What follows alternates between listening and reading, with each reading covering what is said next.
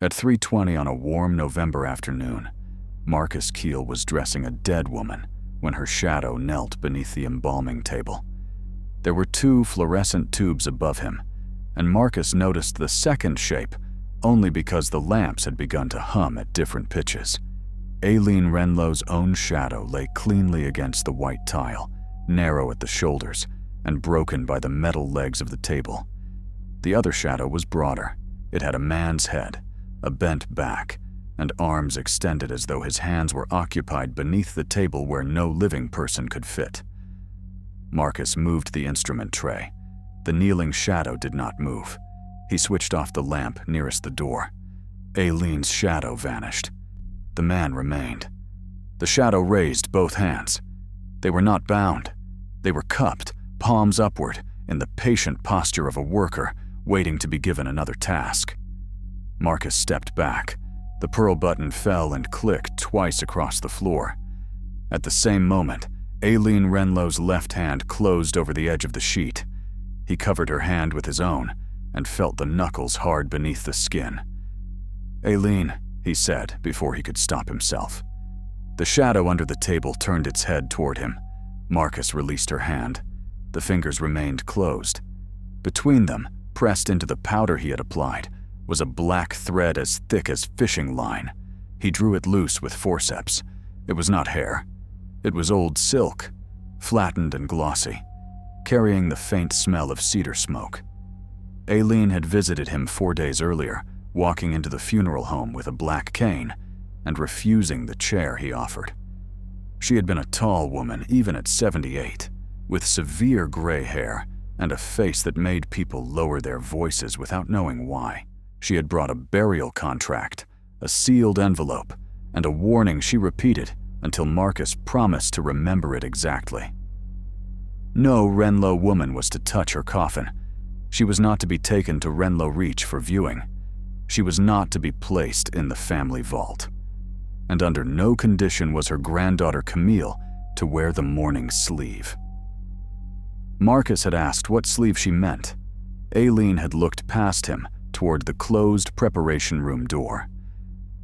"The one my family mistakes for inheritance," she had said. Now the kneeling shadow stretched one arm toward Aileen's closed fist. Its fingers passed over the tile without touching it.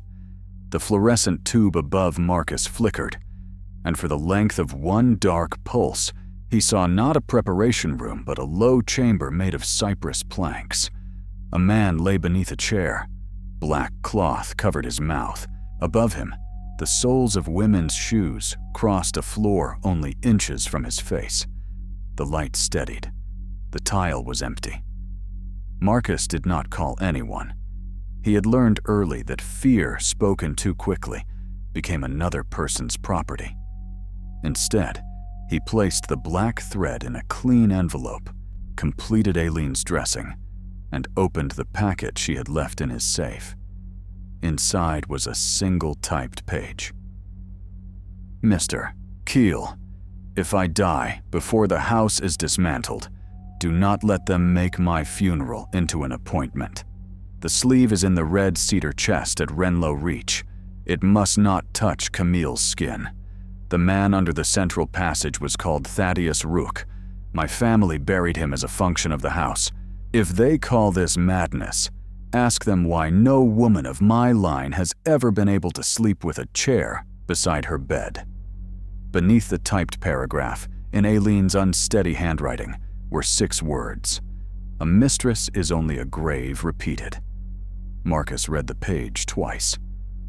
Then the front bell rang. He found Camille Renlow Tate in the reception room with Alistair Fane and County Coroner Milton Ware. Camille wore a plain navy dress and no hat. She was 31, with Aileen's height, but none of her practiced severity. Her hair had been pinned in haste, and the skin beneath her eyes showed the rawness of someone who had not slept. Alistair stood close enough to suggest guidance, and far enough to avoid seeming affectionate. He was Aileen's nephew by marriage, president of the Renlow Historical Foundation, and a man who treated every room as though someone had invited him to chair it. "We've had a misunderstanding," Alistair said. Marcus folded Aileen's note and slipped it into the inside pocket of his coat. There isn't one on my end. The family has always received its dead at Renlow Reach. Mrs. Renlow contracted otherwise. Aileen was not in a sound condition during her final weeks. Camille looked at him. She knew what she wanted. Alistair gave her a patient smile.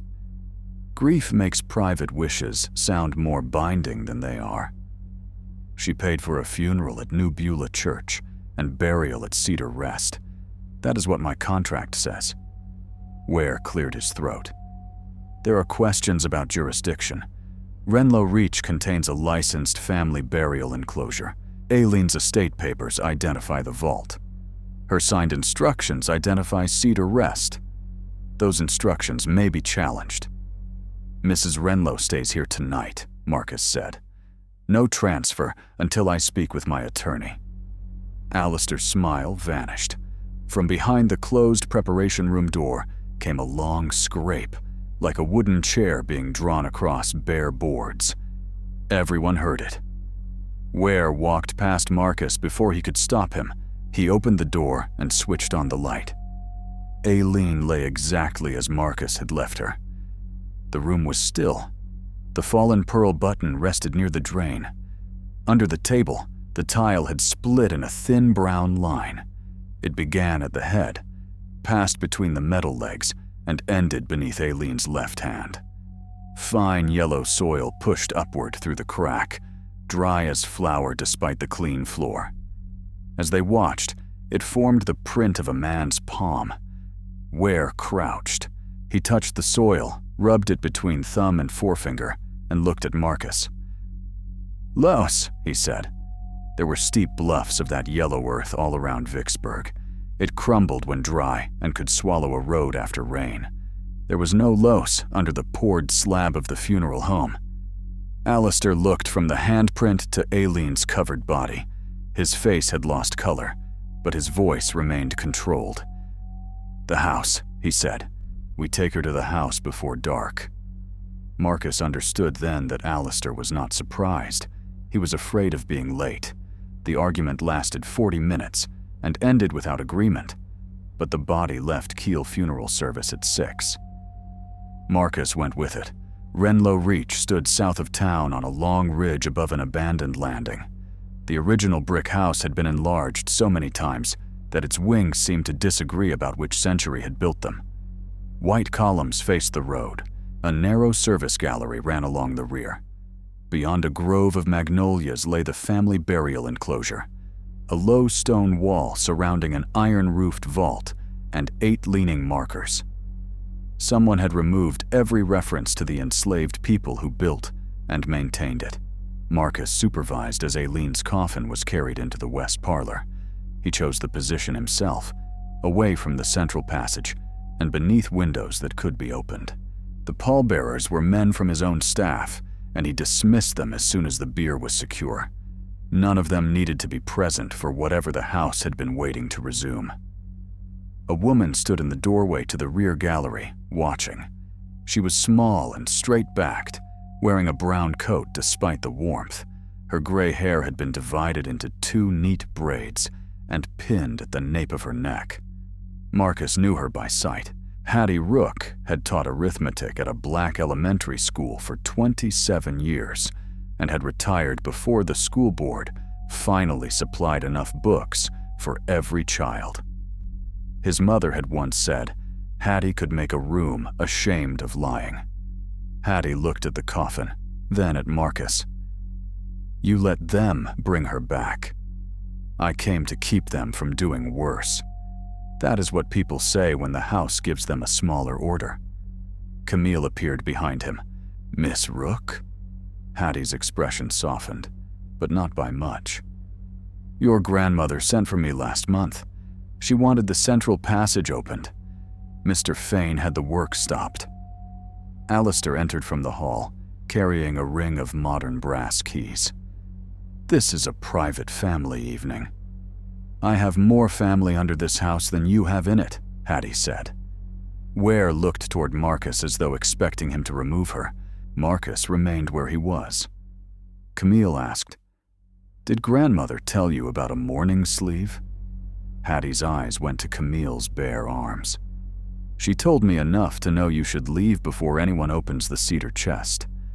Not worn, Hattie said. Accepted. The distinction disturbed Camille.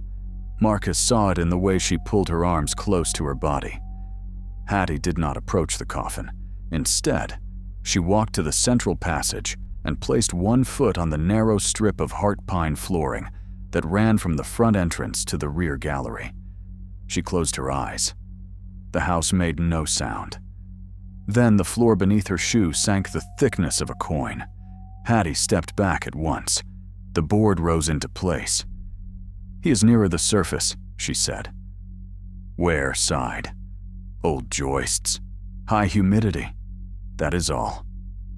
Hattie looked at him. Then stand there. He did not. Marcus kept the coffin closed below the shoulders. Aileen's face looked calm under the parlor lamps. Only he knew that he had loosened her left hand twice since arrival, and twice found it closed again. At 8:30, Camille's aunt, Beatrice gone, asked where the sleeve was. The room quieted in increments. Alistair produced a cedar chest from the library. It was long and shallow, fitted with brass corners darkened by age. He placed it on a table beside the coffin, as though unveiling a relic. Camille moved toward Marcus. Grandmother said not to. Then don't, he said. Alistair raised the lid. The sleeve lay alone on faded blue paper. It had been cut from a 19th century mourning gown, from shoulder seam to wrist, and preserved without the rest of the dress. The silk was black enough to seem wet. Tiny glass beads formed a pattern of interlocking chairs along the cuff. A smell of cedar smoke entered the room. Marcus touched the envelope in his pocket. The thread he had taken from Aileen's hand seemed to warm through the paper. Beatrice Gand said, Your grandmother wore it for her mother. Her mother wore it before her. Camille shook her head. She told me the custom ended with her. Aileen said many things at the end. She was not confused. Alistair lifted the sleeve with both hands. The silk did not sag between them. It held the shape of an absent arm. This is not inheritance in the legal sense, he said.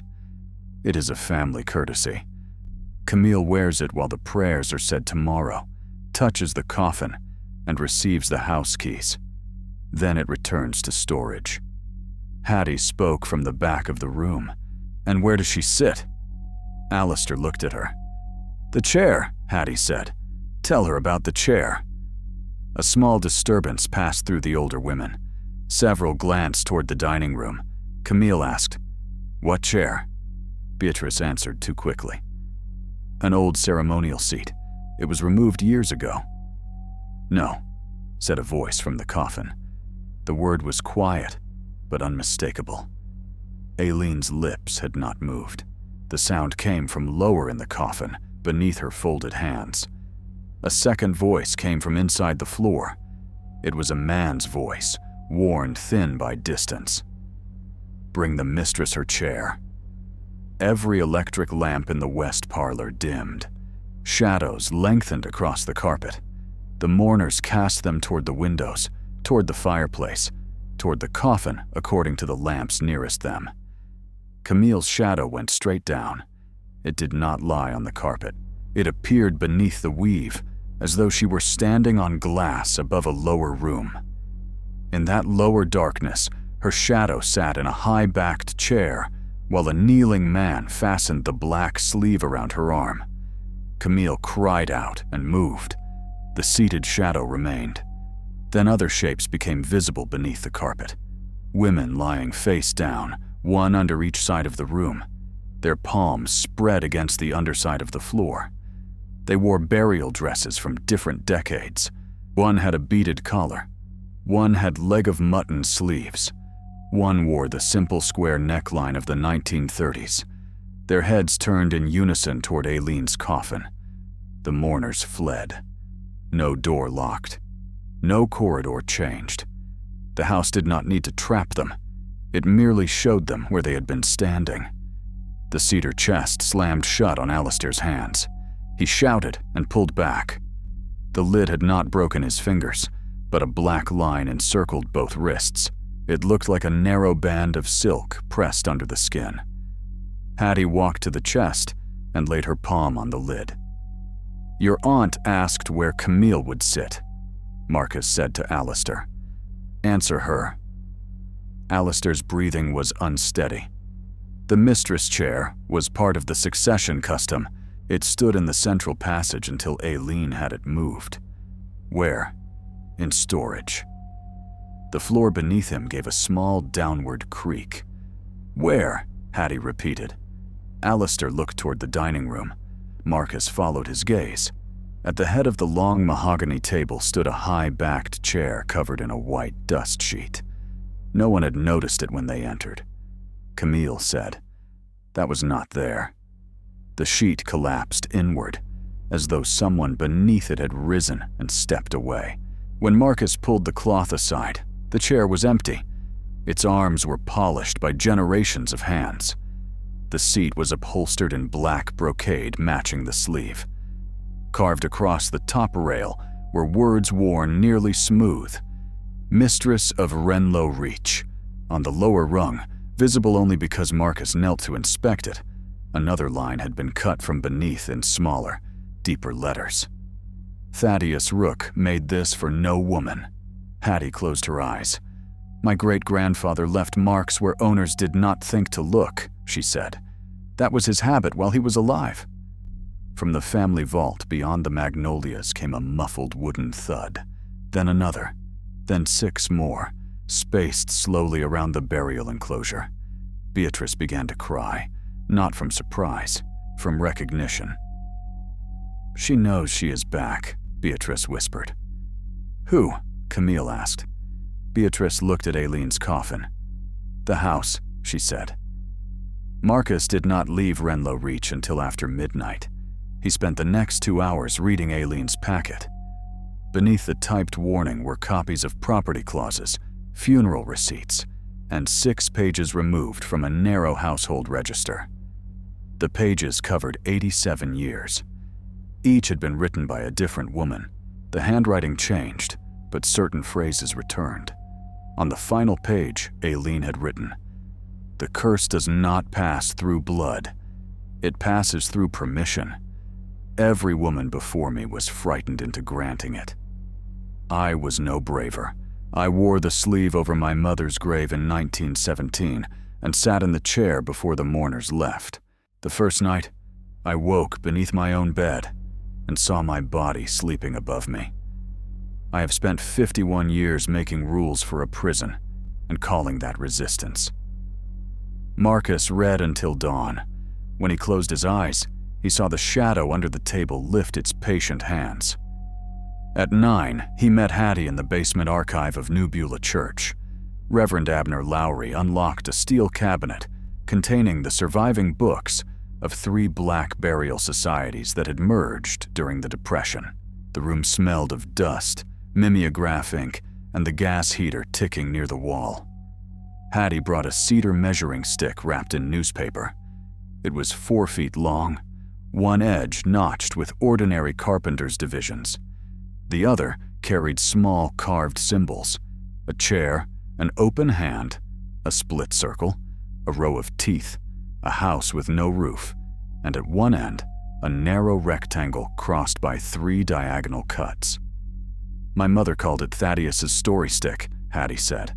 "His daughter Lottie carried it out of Renlow Reach in 1865. She said her father marked whatever he could not safely write." Marcus laid copies of Aileen's pages beside it. The language was spare. Annis said she and Lottie had been sold south in January 1860, despite Octavia Renlow's promise that no household would be divided. They escaped during the final year of the war and came back after emancipation. Thaddeus was gone. The Renlows said he had fled. A black stable hand told them he had died at Renlow Reach and that no preacher had been allowed near his body. Lottie added one sentence: "My father said the house would make a grave of every woman who agreed to own him after death." Marcus traced the carved chair on the story stick. Did your family believe he laid a curse? Hattie's mouth tightened. That is the part white people prefer. A wronged man speaks a few words, becomes frightening, and saves everyone else from examining the machinery around him. Thaddeus did not need to curse them. Octavia performed the burial. Octavia supplied the words. Hattie turned the measuring stick over. The symbols match rooms. The marks are dimensions. Marcus borrowed a steel tape and compared the intervals with a copy of the Renlow floor plan from Aileen's packet. The chair corresponded to the central passage. The open hand matched the front threshold. The roofless house matched the rear gallery. The crossed rectangle did not appear on the plan at all. Reverend Lowry studied it. A coffin? Too narrow, Marcus said, and vertical. At noon, Camille arrived with a paper grocery bag containing the sleeve. She set it on the archive table and backed away. I did not take it, she said. It was inside my suitcase when I woke.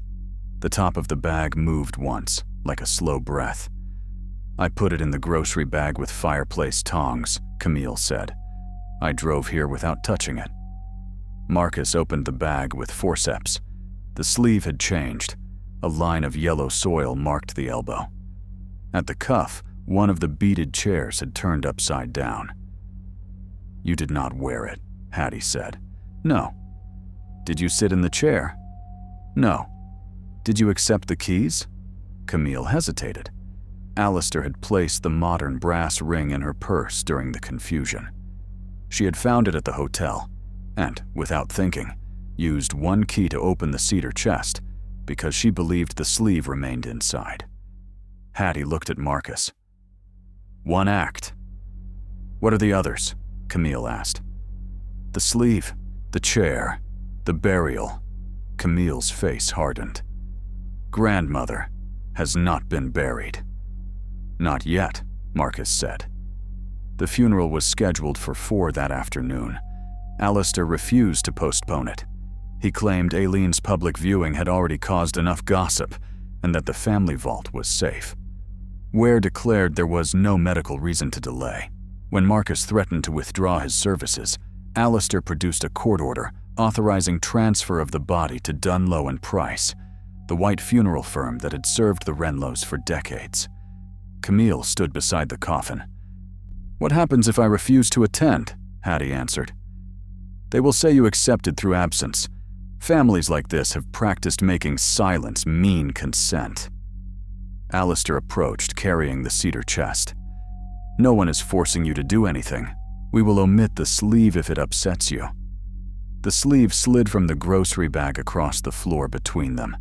It moved without folding, dragging itself like an empty arm toward Camille's shoes.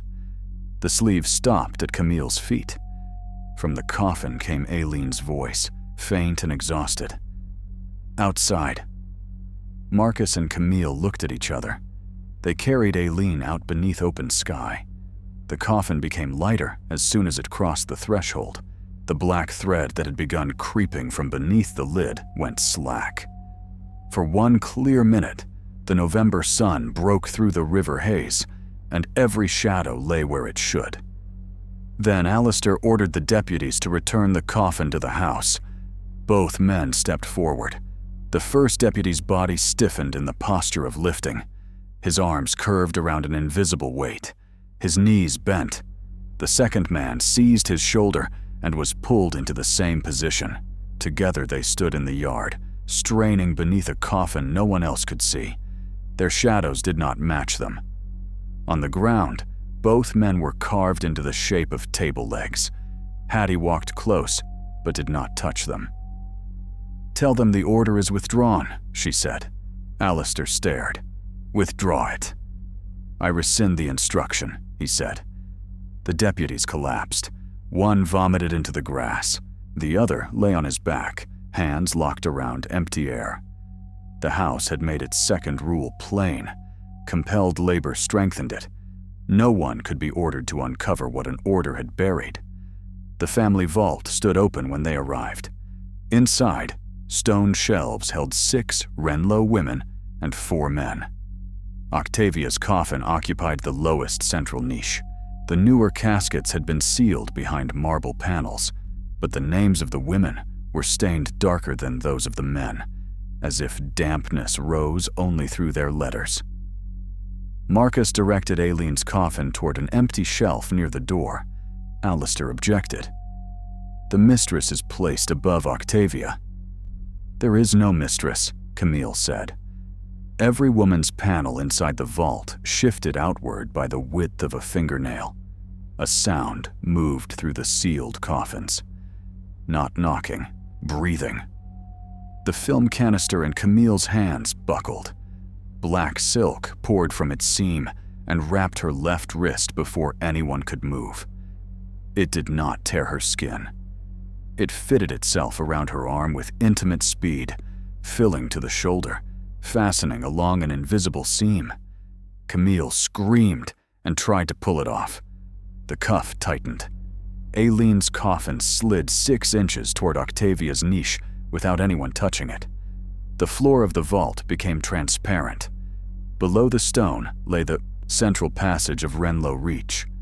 Marcus saw it from above, as if the vault and the house occupied the same ground. The mistress chair waited in the passage.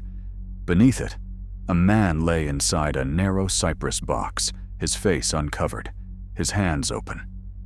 Camille's feet left the floor. She did not rise. The stone descended around her, swallowing her shoes to the ankles while her body remained in place. "Do not let them seat me," she gasped. Marcus seized her right arm. Hattie took the other. Reverend Lowry braced behind them. They pulled until Camille's shoes tore free and stayed embedded in the stone. The sleeve stretched toward the open vault like a tether. Alistair shouted, "Close the doors!" No one obeyed. The curse had heard enough orders. Marcus took the funeral scissors from his coat and cut at the silk. The blades closed without marking it. Hattie pressed the story stick against the cuff. The carved open hand aligned with one row of beads. The sleeve loosened. Camille tore free, leaving a strip of black fabric attached to the stick. The rest withdrew into Octavia's sealed niche. All 6 marble panels slammed flush. Aileen's coffin stopped moving. No one spoke for several seconds. Then Hattie turned the story stick upright. The soil mark on the sleeve matched the 3 diagonal cuts, carved into the narrow rectangle. "This is not a coffin mark," she said. Marcus looked from the dimensions to the vault, then toward the ridge where Renlow Reach stood among the magnolias. "It is a burial shaft," he said. "Built standing up." Hattie nodded. "And the chair is the marker." They postponed the burial by refusing to move Aileen again.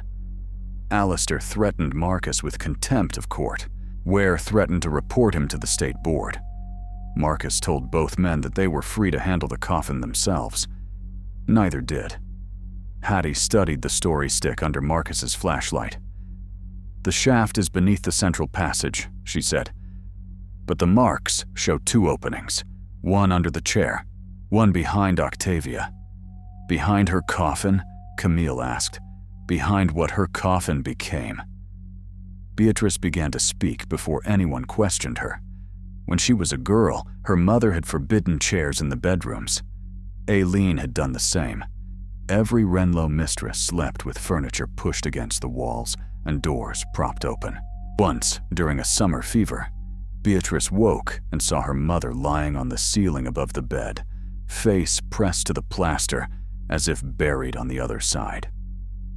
Years later, after Beatrice's grandmother died, Aileen wore the sleeve, touched the coffin, accepted the house keys, and sat in the mistress chair while the family read Octavia's succession prayer.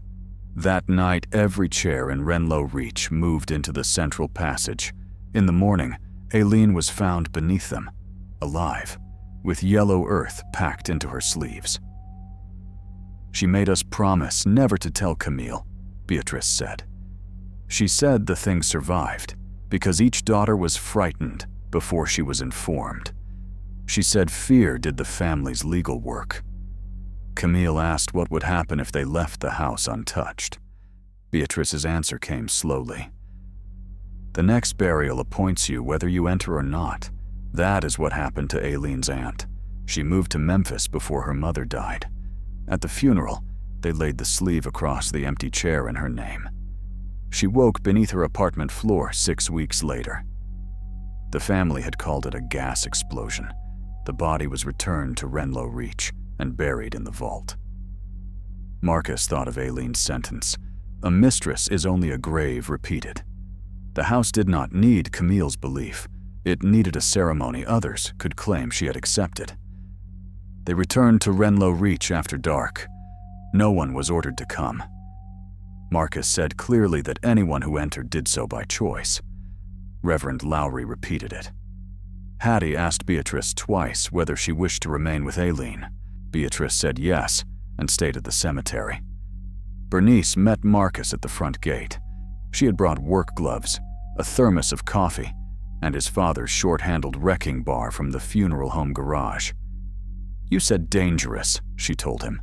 "You did not say foolish. I was trying not to involve you." "That is an order dressed as kindness." Hattie gave Bernice a brief approving look.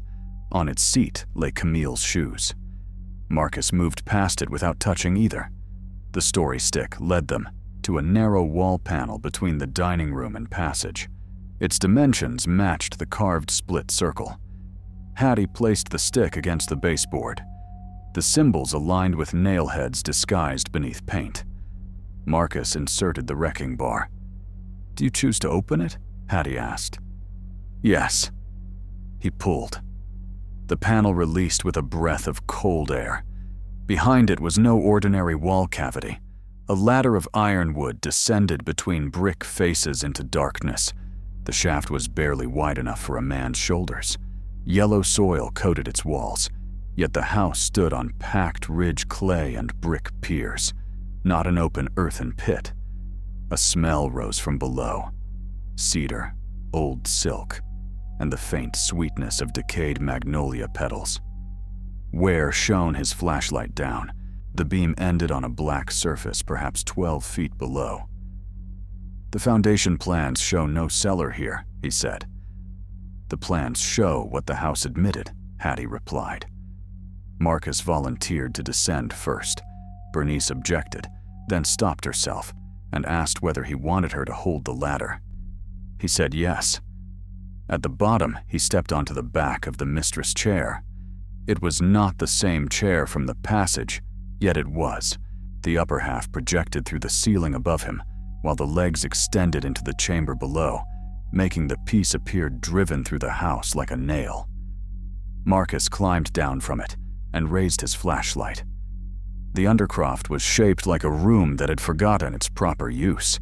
Its walls were cypress boards darkened by resin. Household objects had been built into them at burial depth. The underside of a dining table, a bed rail, a nursery gate, a pantry shelf, a piano soundboard with its strings removed. Each object bore a shallow human impression, as though a body had lain behind it for years. 6 coffins formed the ceiling. Marcus saw their bottoms above him, close enough to touch. Soil sifted upward from their seams and vanished into the boards. Beneath each coffin hung a woman's shadow, suspended head downward. The shadows swayed without moving air.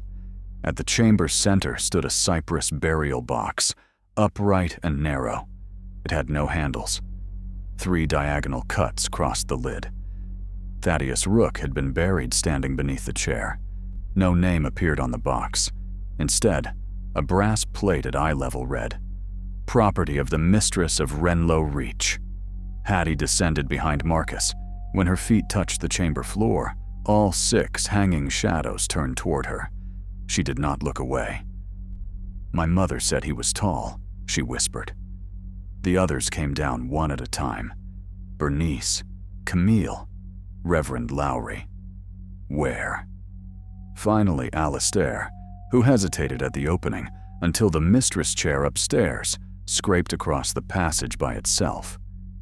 The chamber changed when he entered. The household objects in the walls flexed. A body-shaped hollow appeared behind the dining table. It had Alistair's shoulders. He saw it and said nothing. Marcus examined the burial box. The lid was fastened, not with nails, but with black silk thread passed through drilled holes and knotted at the side. The same thread ran upward from the knots into the 6 coffins overhead. "The sleeve," Camille said. Hattie nodded. "Every time they mended it, they tightened him into the house." Reverend Lowry found a recess behind the upright coffin. Inside lay a leather-bound register wrapped in waxed paper. It was not hidden by Thaddeus. It had been stored by the Renlow women. The first pages were Octavia's. She described the burial without remorse. Thaddeus had discovered a second codicil to her husband's will, one that required the sale of river acreage before any enslaved household could be divided. Octavia concealed the codicil because selling land would have reduced her standing, and because she had already arranged to sell Annis and Lottie to settle private debts. Thaddeus removed the document from her desk and hid it in a mortise inside the house, hoping to prevent the sale long enough for word to reach an attorney in town. Octavia's overseer recovered it. Thaddeus died after a beating in the carriage shed. Octavia refused him a Christian burial because she feared a grave outside the house would become a gathering place, and because the story of the codicil might travel with those who mourned him. She ordered a narrow box made from cypress offcuts. She wrapped his left arm in the sleeve of her own mourning dress, placed the household register at his feet, and had the mistress chair set above his head. The register preserved the words she spoke. "You carried this house while living. Carry it beneath every mistress who follows me. Let no room forget its service. Let no woman who owns this place stand free of the body below her." Octavia woke beneath the dining room floor, with her cheek pressed to Thaddeus's coffin. Her bed remained occupied by a shape that looked like her. Chairs followed her from room to room. Every order she gave returned through the walls in Thaddeus's voice. She did not undo the burial. She created the succession rite instead. At each mistress's funeral, the next woman would wear the sleeve, touch the predecessor's coffin, receive the keys, and sit in the chair. Octavia believed the burden would pass forward. The register showed what actually happened. It accumulated. The haunting had lasted not because Thaddeus demanded descendants. It lasted because each generation chose a successor instead of ending the title. Camille read the final lines of Octavia's entry. "The house shall always have a mistress." Behind her, the chair legs descending through the ceiling began to lengthen. A shadow gathered inside the empty seat above. Hattie opened the register to Aileen's pages. A folded sheet lay between them, written only weeks before. Thaddeus must leave by the front threshold beneath open sky. The current woman must depart before him and refuse the office without appointing another. The sleeve must be removed from his body and placed with Octavia, who made it a badge of ownership. No hand may be commanded in the work. No one may call the burial a service owed. If these conditions failed, the house would complete the succession by burying Camille in the central passage and raising Thaddeus into the rooms as their permanent servant. A sound came from inside the upright coffin, not a knock. A hand moved slowly down the other side of the lid. The black threads tightened. Above them, all 6 coffins split along their bottom seams. The dead women did not fall. Their faces pressed through the gaps, pale and flattened by the narrow spaces, eyes open, mouths filled with yellow soil. They were not looking at Thaddeus. They were looking at Camille. The mistress chair descended from the ceiling. Its legs touched the chamber floor around her like bars. Camille tried to step between the chair legs, but the floor softened beneath her bare feet. Yellow soil rose around her ankles. The sleeve reappeared along her left arm, pushing through the skin pattern as if it had been waiting underneath.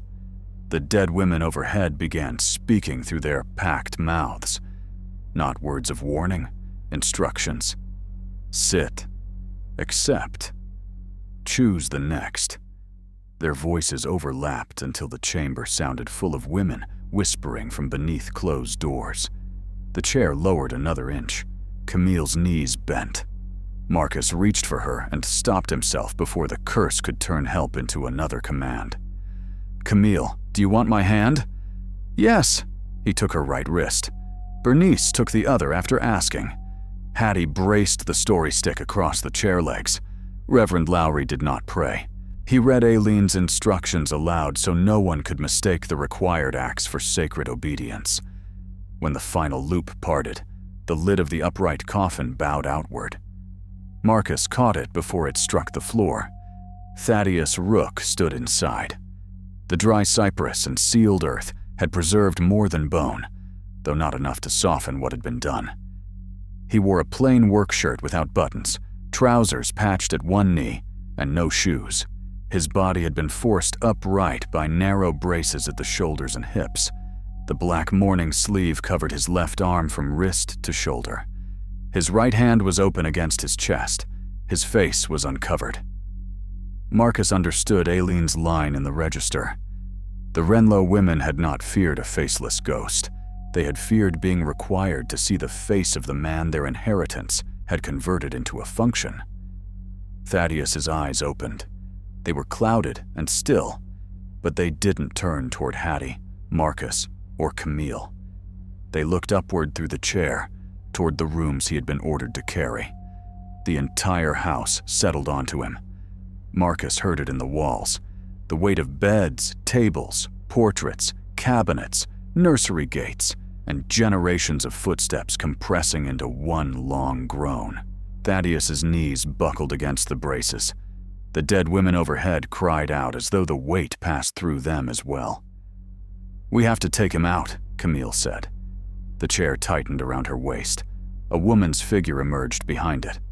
Octavia Renlow did not appear as she did in the staircase portrait.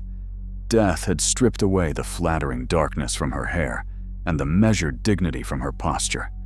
She wore a decayed mourning dress missing its left sleeve.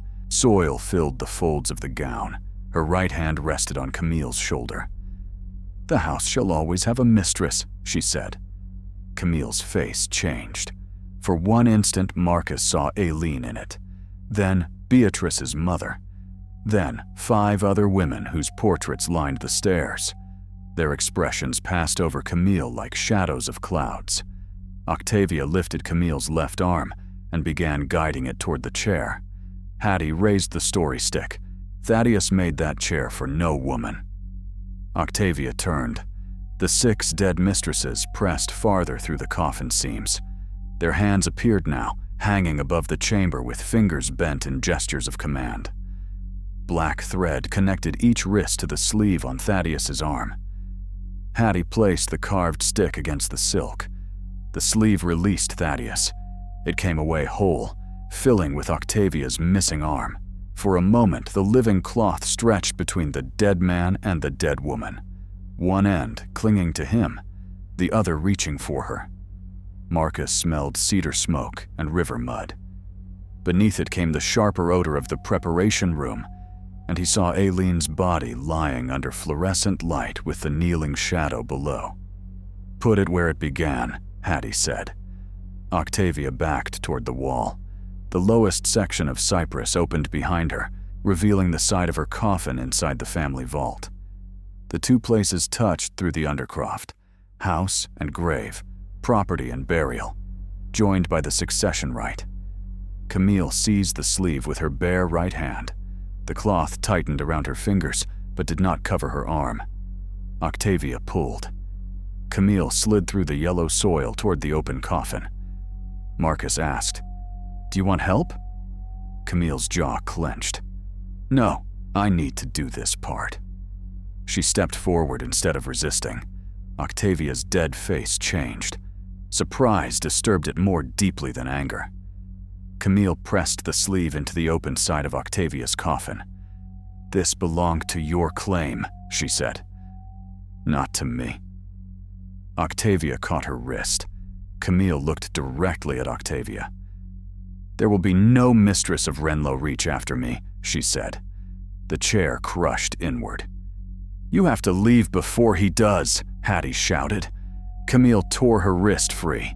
Octavia's fingers remained attached to the sleeve, which lay across her coffin like a restored limb. The family vault closed around her. The chair released Camille, but the undercroft floor opened in front of the ladder. A narrow passage appeared, sloping upward through packed earth toward the front entrance. Its ceiling was too low to stand beneath. The house offered Camille only one way out: crawling. It was trying to make departure another act of submission. Camille looked at the passage, then at the ladder behind Thaddeus's coffin. She climbed the ladder. The chair above tried to block the opening. Marcus and Bernice pushed it aside together after asking each other for the effort. Camille emerged into the central passage on her feet. Every portrait in the house turned its face toward her. She walked to the front door. Alistair climbed after her. Ware and Reverend Lowry followed. Marcus and Bernice remained below with Hattie and Thaddeus. At the threshold, Camille stopped. The house spoke in Aileen's voice. "If you leave, they will say you abandoned us." Camille's shoulders shook. She placed one hand on the doorframe, not for support, but farewell. "You abandoned him first," she said. She stepped beneath open sky. The mistress chair split from top rail to seat. In the undercroft, the ceiling coffins opened. Marcus examined the braces holding Thaddeus upright. They were pegged into the cypress shell. He asked Hattie whether she wanted him to remove them.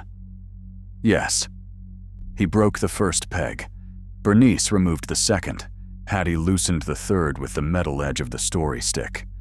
When the braces released, Thaddeus's body did not collapse. His right hand moved from his chest and touched the coffin wall. A hidden mortise opened. Inside lay the missing codicil, folded into a narrow packet of oilskin. Thaddeus had concealed it in the burial box itself before Octavia's men sealed him, or Nathaniel Crow had placed it there in the final moments. The paper no longer had legal force, but its clauses were legible. Felix Renlow had directed that no enslaved household be divided to protect the estate, and had ordered river acreage sold first. The document did not redeem him. It did not make bondage humane. It proved only that Octavia had violated even the narrow restraint written by another owner, then buried the man who knew. Hattie took the packet. "We are not carrying him out in this box," she said. The brass plate still declared him property of the mistress. Marcus agreed. They wrapped Thaddeus in a clean burial sheet from the funeral home, leaving his face uncovered. The cypress shell remained in the chamber. Bernice found an old interior door stored along the undercroft wall. It had once opened from the service gallery to the yard. They laid him on it. No one took a corner by assignment. Marcus lifted one end and waited. Bernice chose the other. Hattie steadied the side. Reverend Lowry returned and offered his shoulder. Ware joined without being asked. Alistair stood at the ladder opening, watching. The house began to fail. Not violently. It surrendered one concealed burden at a time. Plaster fell in long, quiet sheets. Dining room boards bowed upward, exposing packed earth.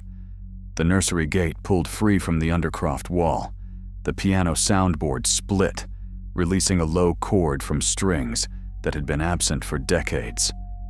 The path to the front door remained clear. Alistair stepped aside. Then he looked at the brass plate on the empty burial box, descended once more, and tore it loose with both hands. The sharp edge cut his palm. He carried the plate out separately. They brought Thaddeus through the central passage. As his body passed beneath the broken chair, every remaining piece of furniture in Renlow Reach lowered itself to the floor. Tables rested flat on their tops. Cabinets leaned against walls. Bed frames folded.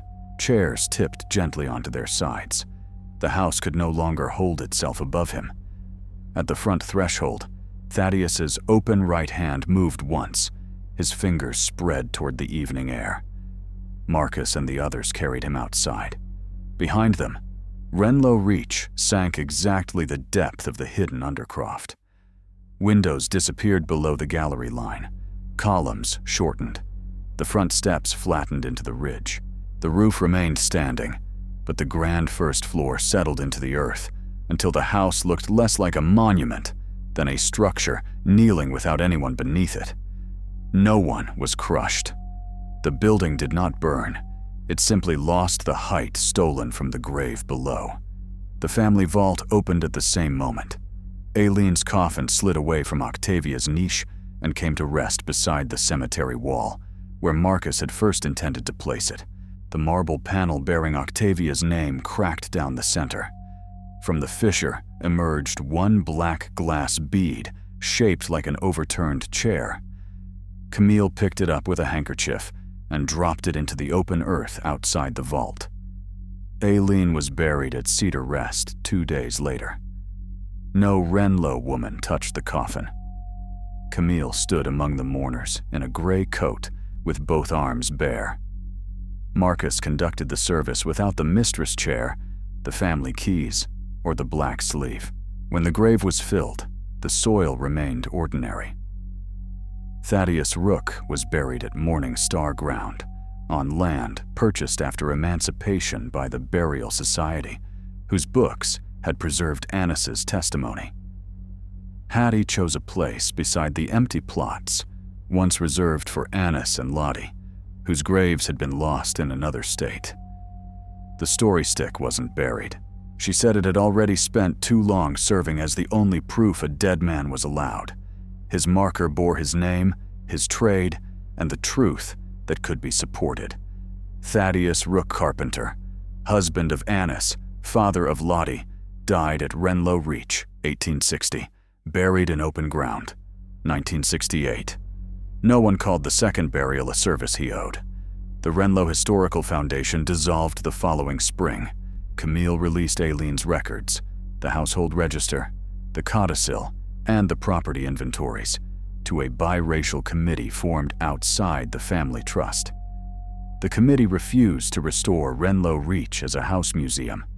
Its remaining roof and upper rooms were dismantled by workers who were told the history of the site and paid from the sale of the foundation's decorative collection. Alistair testified about the hidden burial and resigned from every preservation board he held. He did not become a good man overnight. He still gave instructions too easily. After the night in the Undercroft, however, any command he issued caused his own muscles to perform the labor he had assigned.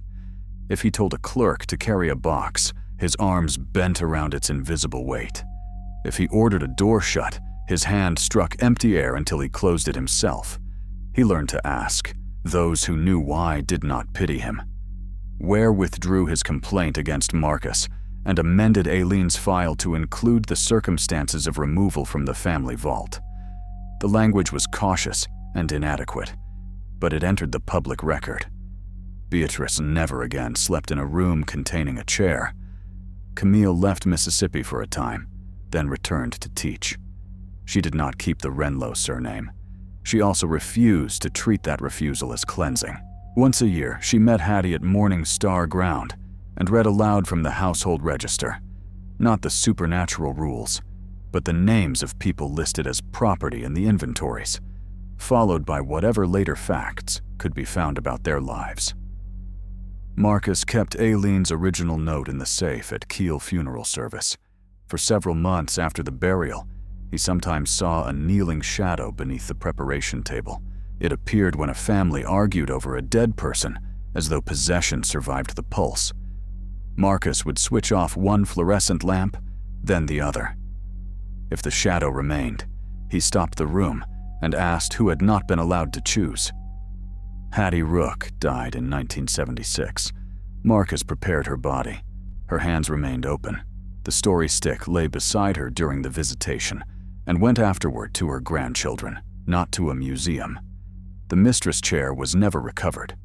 The final occurrence Marcus witnessed came in November 1988, 20 years after Aileen's funeral.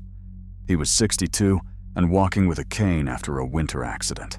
Camille had asked him to meet her at Thaddeus's grave because the original black thread from Aileen's hand, sealed in his envelope for 2 decades, had begun to move. They opened the envelope on the marker. The thread crawled onto the stone. It did not form a name, a warning, or a hand. It loosened strand by strand until it became a small, empty sleeve, no longer than Marcus's finger. A wind crossed the cemetery. The sleeve turned away from Renlow Reach. Then the weave opened, and the black silk separated into harmless fibers that lifted over the grass and vanished beneath open sky. At the old house site miles away, the invisible chair sank into the earth. By morning, there was no seat-shaped hollow, no footprint, and no mark of anyone kneeling.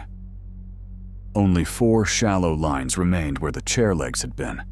They pointed away from the house,